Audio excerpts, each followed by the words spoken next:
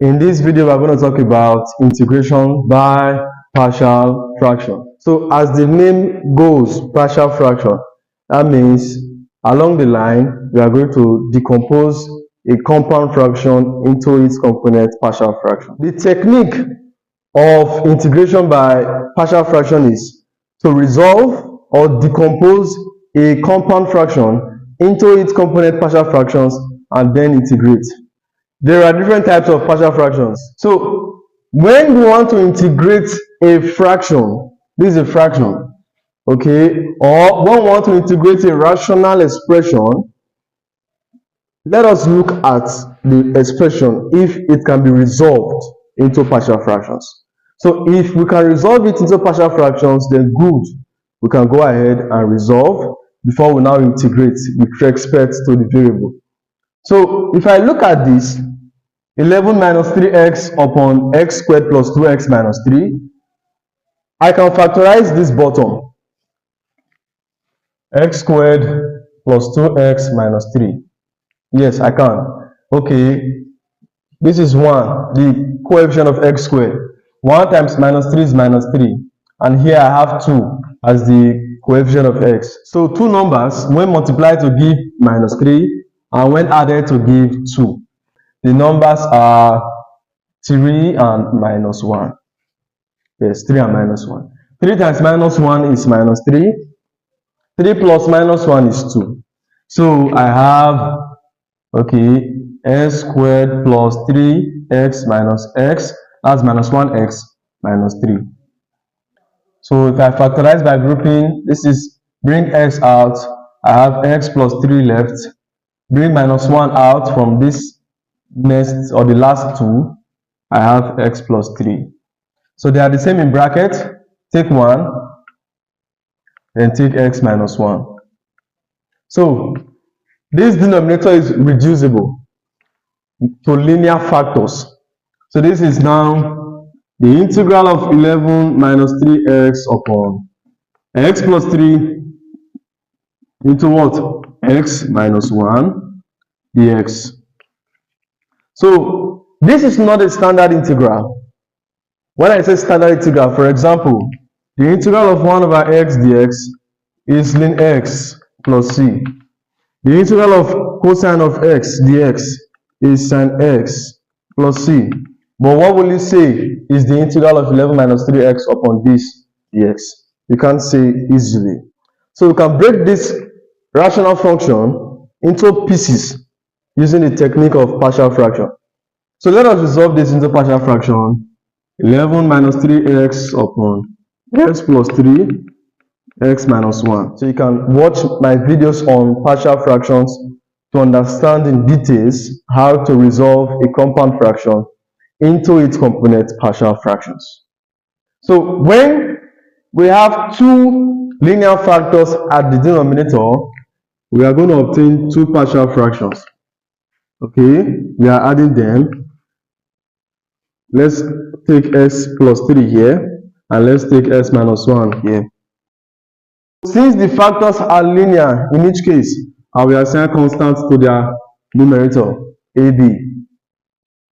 If I simplify this right hand side, I'm going to obtain A into x minus 1 plus B into x plus 3, divided by the LCM of these two, x plus 3 into x minus 1.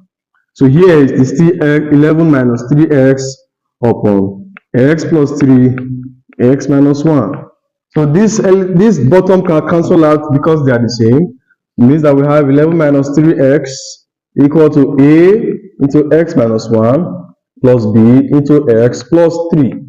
Remember, we want to determine the partial fraction decomposition of this rational function here.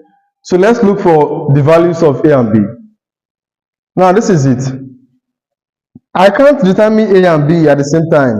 Okay, so either A or B has to go for the other one to be gotten. So let's say I want to eliminate A first. What value of x will I plug in here to make this entire expression or this entire term equal to 0? It is 1. If I plug 1 here, 1 minus 1 is 0.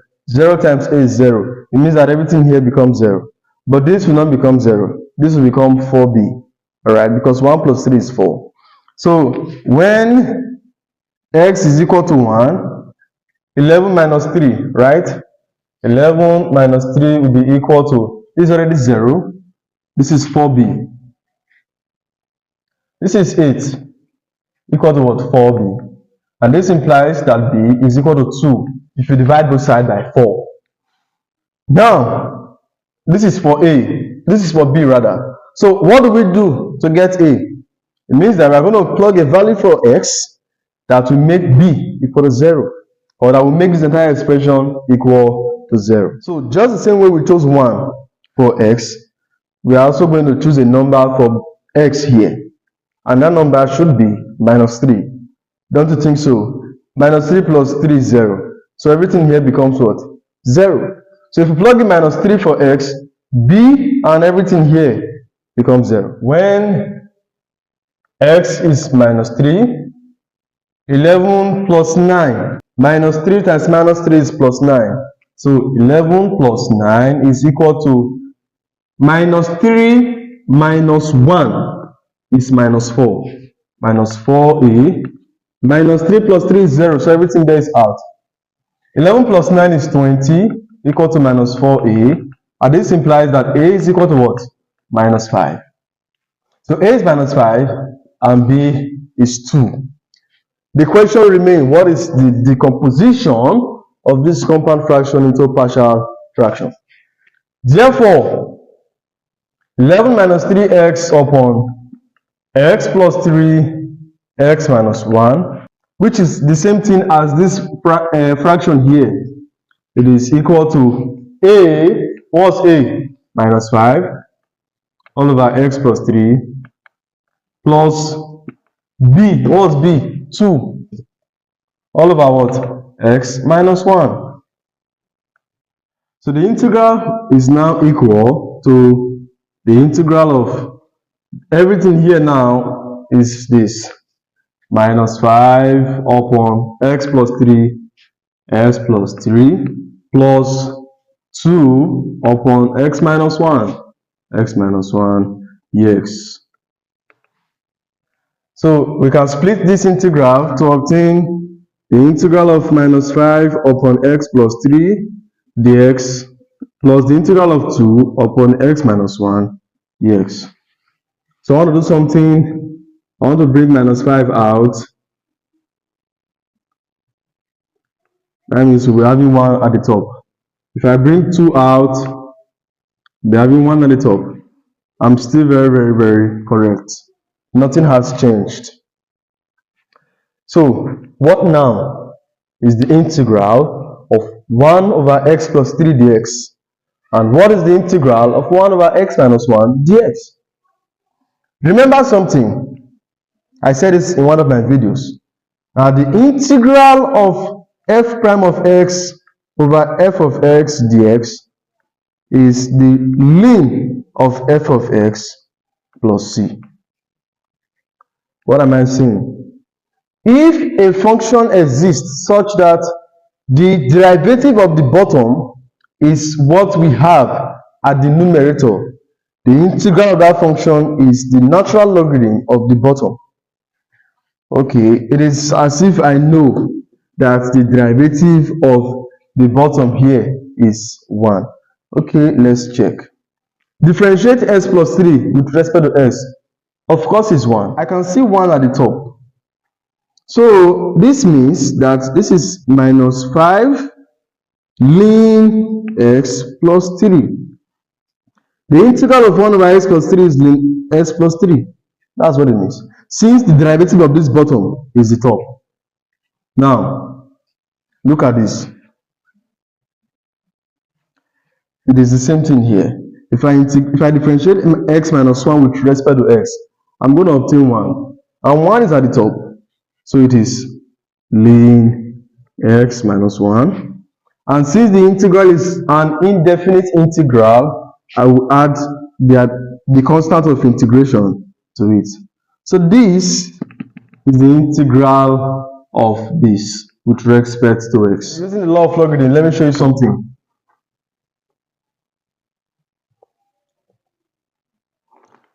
Logarithm says log a to base b, where a is raised to the power of c, is equal to c log a to base b. The law works forward and backward. So this is equivalent to ln s plus 3 to the power of minus 5. The minus 5 will stand as the power of s plus 3 plus ln s minus 1 to the power of 2. These two will stand as the power of x minus 1 based on this law plus c. Okay?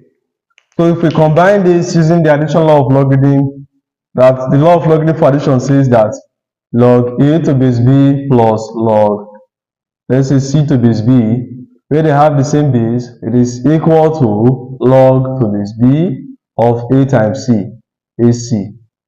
Okay, so take note that ln is log to base e, natural logarithm. Ln is log to base e. So ln a, for example, is log a to base e.